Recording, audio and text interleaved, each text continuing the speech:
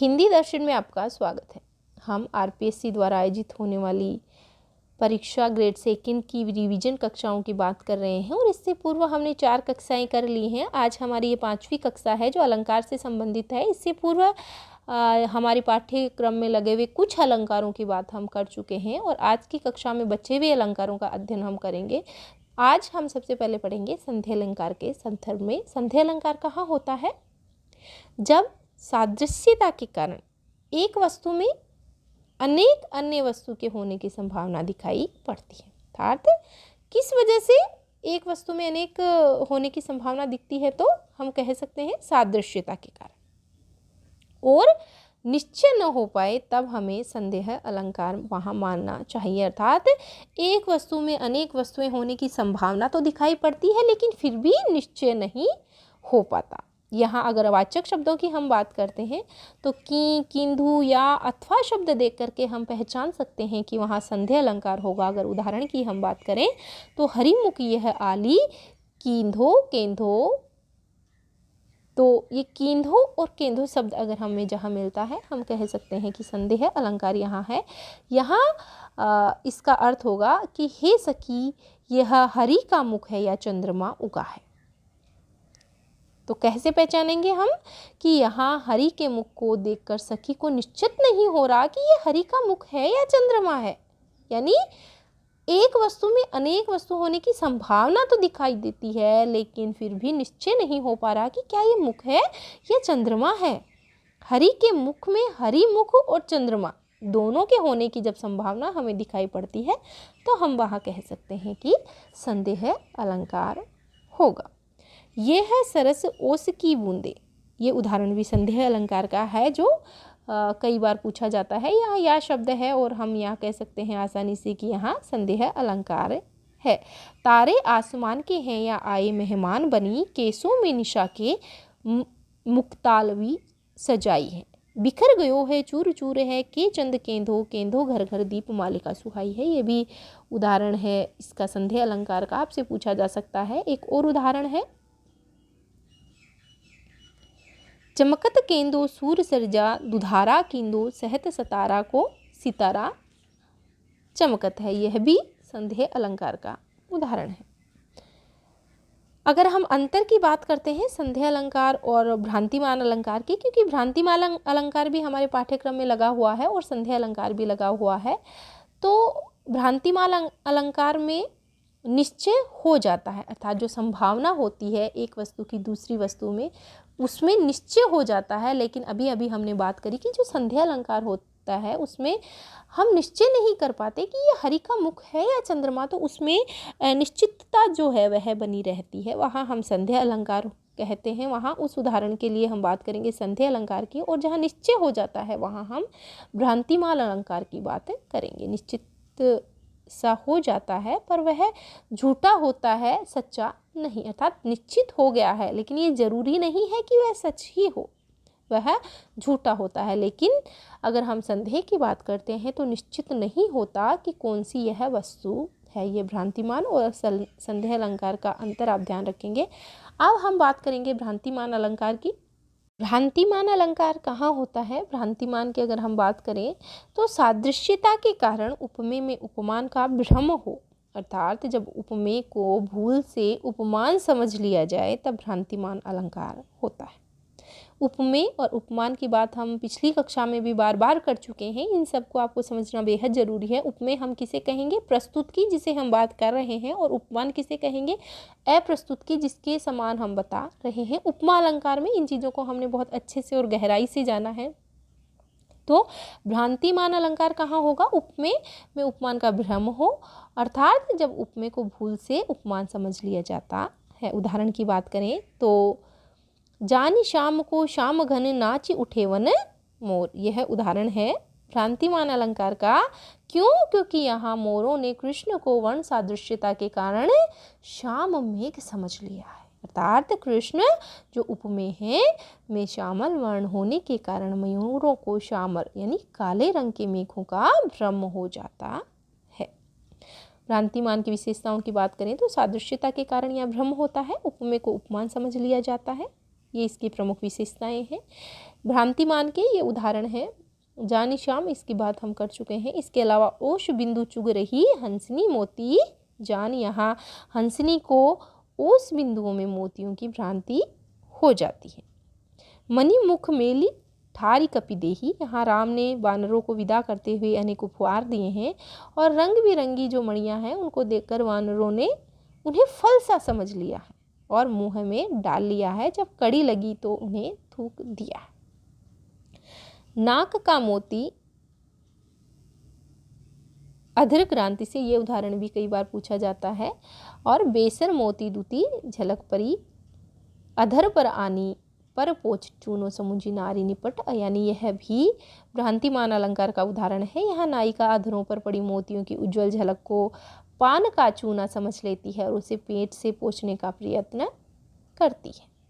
चंद आकाश को वास विहाय के आजू यहाँ कहाँ आय उयो है, यह भी भ्रांतिमान अलंकार का उदाहरण है, क्योंकि यहाँ मुख को देखकर उसे चंद्रमा समझ लिया जाता है। अब हम बात करेंगे हमारे पाठ्यक्रम में लगे अगले अलंकार की, विरोधाभास अलंकार की। विरोधाभास अलंकार की बात करें तो हम कह सकते हैं कि वास्तविक विरोध न होते हुए भी जहाँ विरोध का आभास प्रतीत हो वहाँ विरोधाभास अलंकार पाया जाता है। अर्थात विरोध का आभास हमें हो रहा है, वास्तविक विरोध हमें नहीं मिल रहा है, यानी विरोध का आभास हमें देखने को मिल रहा है। अलग अलग रहने वालों के साथ साथ यह किया जाता है। विरोधाभास का शाब्दिक अर्थ होता है विरोध का आभास देने वाला। उदाहरण अगर हम देखें तो मीठी लगी अखियन लुनाई, यहाँ आँखों का लावण्य मीठा लगता है। लुनाई या लावण्य का अर्थ है नमक या का खारापन, तो खारापन मीठा लगता है, यह विरोध है, पर वस्तुतः विरोध नहीं है, क्योंकि लुनाई या लावण्य का अर्थ यहाँ नमक का खारापन ना होकर के फिर भी सुंदरता प्रतीत हो रही है। इसका बहुत महत्वपूर्ण उदाहरण है जो बार बार परीक्षाओं में पूछा जाता है, या अनुरागी चित्त की गति समझे नहीं कोई, जो जो बूढ़ी श्याम रंग त्यों त्यों उज्ज्वल हो।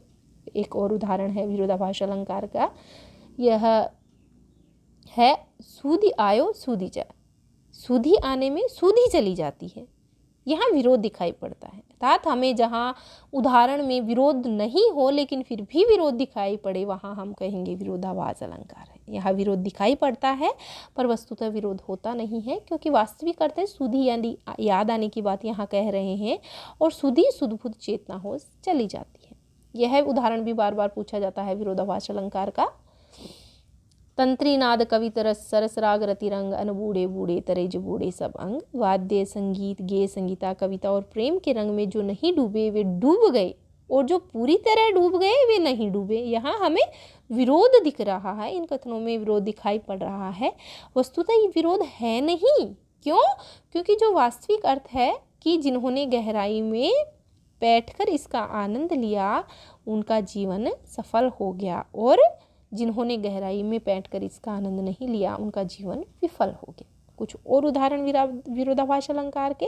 अचल हो उठते हैं चंचल चपल बन जाते हैं, अविचल पिघल पड़ते हैं पाहन दल कुलिश भी हो जाता है कोमल। मैं अंधा भी देख रहा हूँ रोती हो तुम रोती, विरोध है, मैं अंधा भी देख रहा हूँ रोती हो तुम, अंधा है और देख रहा है तो अनुभव कर रहा है वो, जबकि वो है नहीं, तो यहाँ विरोध हमें देखने को मिल रहा है। जीवन जीवन की पुकार है, खेल रहा है शीतल दाह, यहाँ दाह यानी जलन को शीतल बताना एक विरोध का आभास हमें प्रतीत हो रहा है। अब हम हमारे पाठ्यक्रम में लगे अगले अलंकार की बात करते हैं, असंगति अलंकार। असंगति का शाब्दिक अर्थ होता है संगति का ना होना। संगति तभी होती है जब कारण और कार्य एक ही स्थान पर गठित होते हैं, किंतु असंगति में एक ही समय के कारण एक स्थान पर तथा कार्य अन्यत्र यानी अन्य स्थान पर घटित होता है, वर्णित किया जाता है, तब यहाँ हम कहते हैं कि असंगति अलंकार होता है। असंगति का मतलब होता है संगति का न होना, साथ साथ रहने वालों को अलग अलग किया जाना असंगति अलंकार होता है। परिभाषा की अगर हम बात करें तो कह सकते हैं कि जहाँ कारण एक स्थान पर और कार्य अन्य स्थान पर वर्णित किया जाए वहाँ हम असंगति अलंकार की बात करते हैं। कारण यहाँ पहले होता है और कार्य हमेशा बाद में होता है। उदाहरण की बात करें तो तीर हिए मेरे पे पीर रघुवीरे, श्री राम का वध है, अनुज लक्ष्मण के शक्ति बाण लगने से पीड़ित हुआ है, उसी के बारे में लक्ष्मण चैतन्य होने पर भी कहते हैं कि तीर शक्ति तो मेरे हृदय में लगा, किंतु उसकी पीड़ा का अनुभव किसको हो रहा है? रामचंद्र जी को हो रहा है। और अभी अभी हमने बात की इसके उदाहरण की, इसकी परिभाषा की कि कारण एक स्थान पर और जो कार्य है वह दूसरे स्थान पर। सीत ही ले दसकंध गयो पे गयो है विचारो समुद्र बांध्यो। यहाँ समुद्र जो बांधा गया है, जो कार्य हुआ है, यह क्यों हुआ? क्योंकि सीता हरी गई। सीता को हरण करके रावण ले जाता है, पर सीता का हरण किया गया था रावण के द्वारा, और रावण बांधा जाना चाहिए, जबकि बांधा क्या गया था? समुद्र। पर बांधा गया समुद्र जिसका सीता के हरण से कोई संबंध न था, कारण हुआ रावण में, पर कार्य हुआ समुद्र में। तो कार्य और कारण की बात हम यहाँ करते हैं, और ये बात आप ध्यान रखेंगे कि यहाँ कारण पहले होता है और कार्य बाद में, और कारण एक स्थान पर और कार्य दूसरे स्थान पर। अगला उदाहरण देखिए, सूरत जराय कियो दाह पातशाह उर, शाही जब जाए पातशाही मुख जल की। ये उदाहरण आप अच्छे से देख लेंगे, क्योंकि कभी कभी क्या होता है, यह जो पुस्तक है मौलिक पुस्तक है, और इस पुस्तक का नाम है अलंकार पारिजात। इसको आप पढ़ सकते हैं, नरोत्तम स्वामी की यह पुस्तक है। यहाँ से हूबहू अलंकार से संबंधित प्रश्न उठाकर प्रतियोगी परीक्षाओं में पूछ लिए जाते हैं। सूरत जराई कियो दाह पातशाह उर, शाही सब जाई पातशाही मुख जल की। हाँ, शिवाजी ने सूरत को जलाया। सूरत के जलने से जलन सूरत को ही होनी चाहिए थी, परंतु हुई किसको? बादशाह के हृदय में। सूरत के जलने से सूरत की काली होनी चाहिए थी, परंतु काली हुई क्या? बादशाह। जलनी तो कौन सी थी? सूरत, पर हृदय किसका जला? बादशाह का। सूरत काली होनी चाहिए थी, सूरत की, लेकिन हुई किसकी? बादशाहत की। अर्थात बादशाहत को कलंक लगा। इस प्रकार जलना रूप कारण सूरत में है, पर जलन होना और काला होना रूपी कार्य जो है यह बादशाह और बादशाहत में बताए गए हैं। आगे जिस अलंकार की हम बात करेंगे वो अलंकार है विभावना अलंकार, जो हमारे पाठ्यक्रम में लगा हुआ है। विभावना अलंकार कहाँ होता है?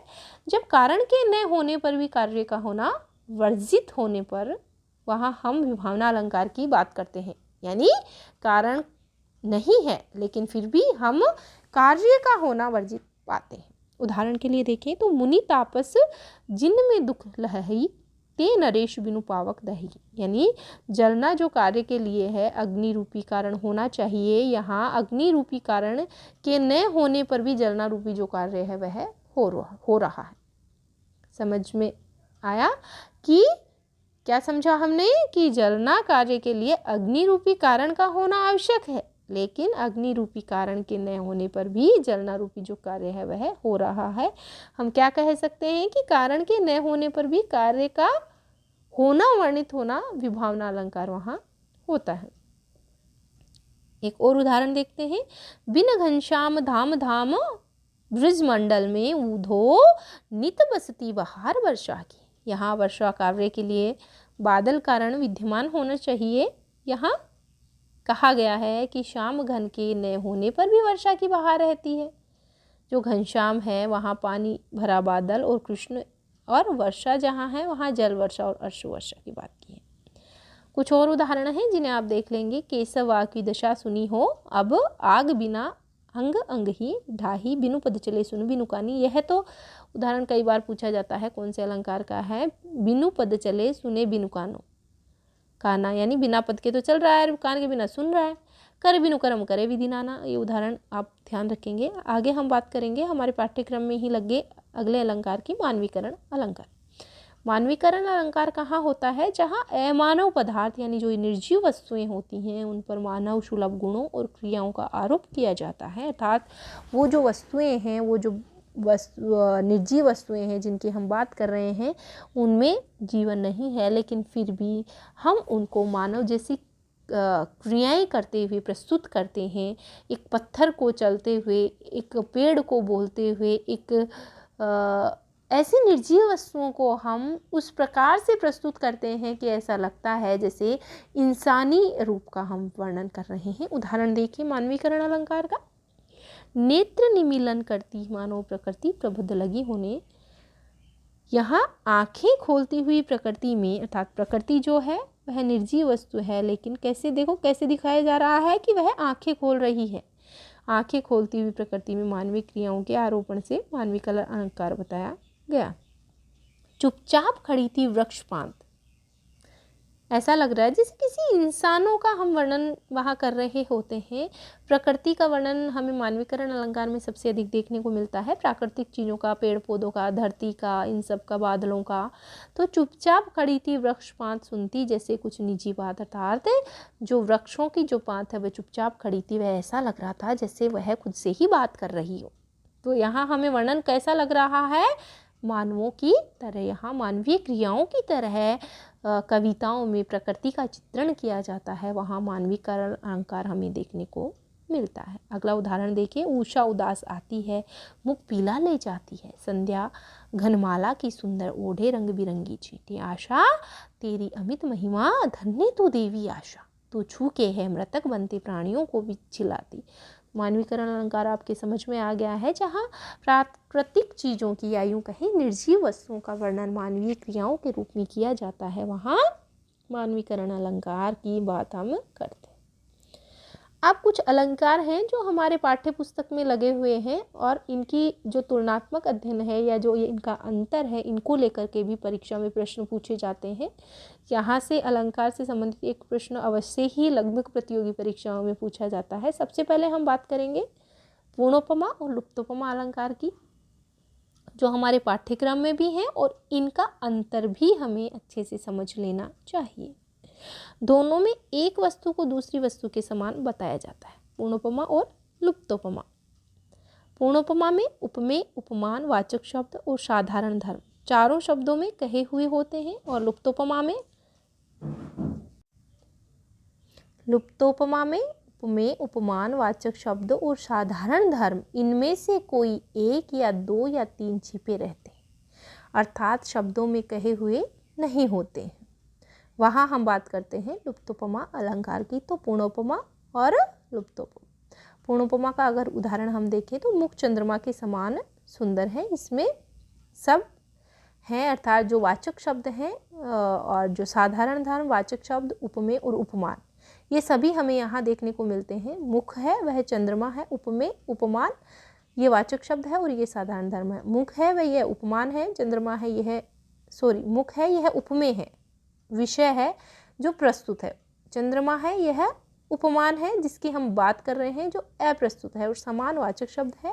और सुंदरता जो है दोनों में जो गुण पाया जा रहा है सुंदरता वाला, यह साधारण धर्म है। तो जो चारों हैं ये यहाँ देखने को मिलते हैं। और लुप्तोपमा मुख चंद्रमा के समान है, यहाँ सुंदर जो है यह हमें लुप्त मिल रहा है, कौन सा, साधारण धर्म, और उपमेय, उपमान और वाचक शब्द देखने को मिल रहे हैं। आगे हम बात करते हैं रूपक और उत्प्रेक्षा अलंकार के अंतर की। रूपक में उपमेय को उपमान का रूप दिया जाता है, अर्थात उपमेय को उपमान बना दिया जाता है, रूपक की बात की। उत्प्रेक्षा में हम अच्छे से इसका अध्ययन कर चुके हैं, पर एक बार और देख लेने से आपके दिमाग में क्लियर हो जाएगा इनका अंतर। उत्प्रेक्षा में उपमेय में उपमान की कल्पना या संभावना की जाती है, अर्थात उपमेय को उपमान मान लिया जाता है। जैसे रूपक में क्या होता है, मुख चंद्रमा है, और उत्प्रेक्षा में मुख मानो चंद्रमा है, संभावना की जाती है, और रूपक में मुख चंद्रमा है मान लिया, रूपक में मान लिया जाता है और यहाँ संभावना की जाती है, ये ध्यान रखेंगे। अब हम बात करेंगे हेतुत्प्रेक्षा और फलोत्प्रेक्षा में अंतर की। हेतुत्प्रेक्षा में अहेतु को हेतु माना जाता है और फलोत्प्रेक्षा में अफल को फल माना जाता है, ये महत्वपूर्ण अंतर है, इसे ध्यान रखेंगे। हेतु कार्य से पहले होता है और फल कार्य के पश्चात होता है। उदाहरण के तौर पे हम देखें तो हेतुत्प्रेक्षा की बात करें तो मुख में लज्जित होकर चंद्रमा पश्चिम सागर में जा डूबा, ए हेतु में हेतु, और फलोत्प्रेक्षा में लज्जा छिपाने के लिए चंद्रमा पश्चिम सागर में जा डूबा, अफल में फल। भ्रांतिमान और संध्या अलंकार की बात करें तो संदेह में अनिश्चित रहता है और भ्रांति में निश्चित हो जाता है। संध्या अलंकार में अनिश्चित रहता है और भ्रांति में निश्चित हो जाता है, भले ही वह झूठा हो या सच्चा।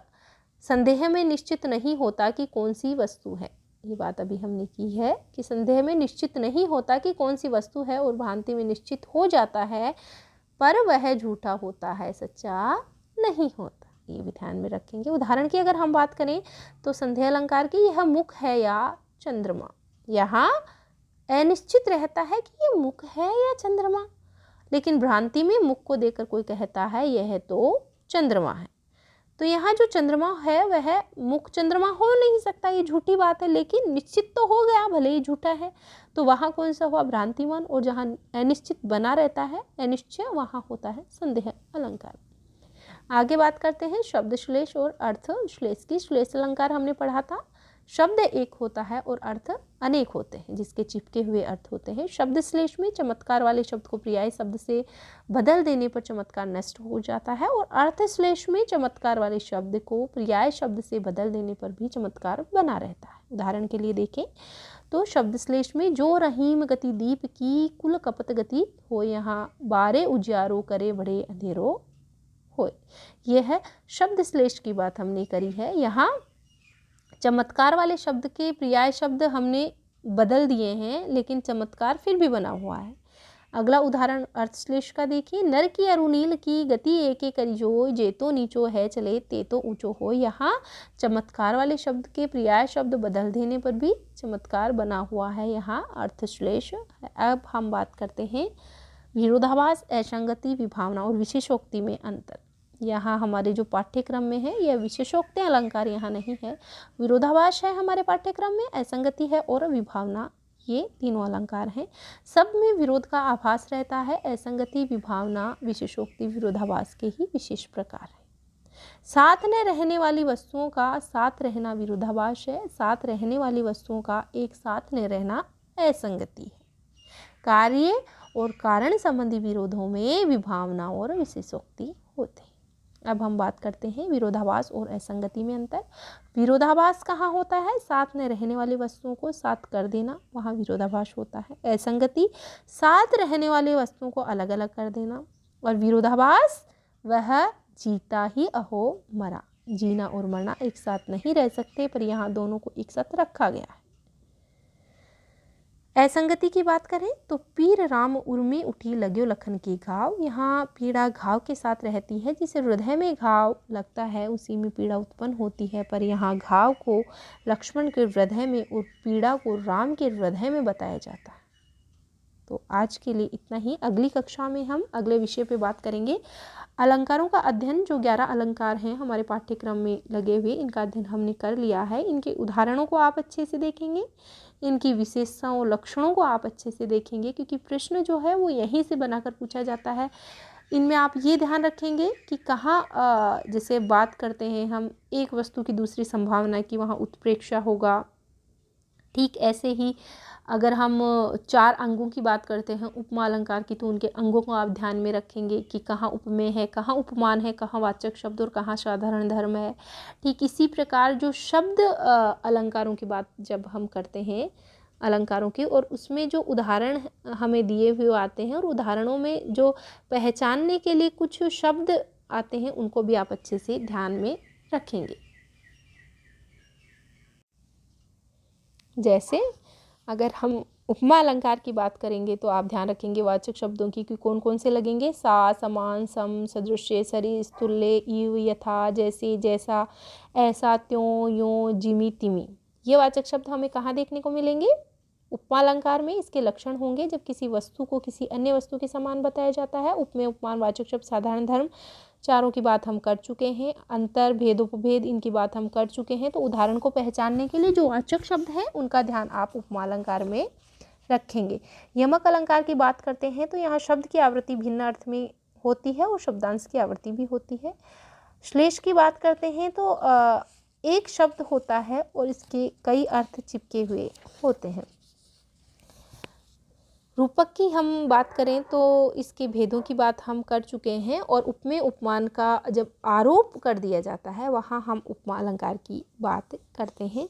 अगर आपको मानो, मनु, मनहु, जनु, जानू, जानो, सा ये शब्द आपको देखने को मिलते हैं तो वहाँ आप कहेंगे कि यहाँ उत्प्रेक्षा अलंकार है। उदाहरण देकर अगर आपसे पूछा जाता है तो छटनी करने का तरीका हम आपको बता रहे हैं। संध्या अलंकार में आपको यह, अथवा, किंधो, केंदो, की, के, क्या इत्यादि शब्दों की आवृत्ति देखने को मिलेगी। ये शब्द आवृत्ति क्या, ये जो शब्द हैं ये आपको देखने को मिलेगी। भ्रांतिमान में गलती से उपमेय को उपमान समझ लिया जाता है, भ्रांति हो जाती है। संदेह में उपमेय में कई वस्तुओं के होने की संभावना जान पड़े और निश्चित नहीं हो पाता, वहाँ संदेह, कई बार हम बात कर चुके हैं।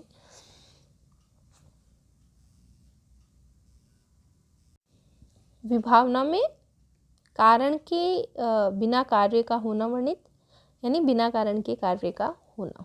तो इन सब छोटी छोटी चीज़ों का आप ध्यान रखेंगे तो आपका परीक्षा में प्रश्न गलत नहीं होगा।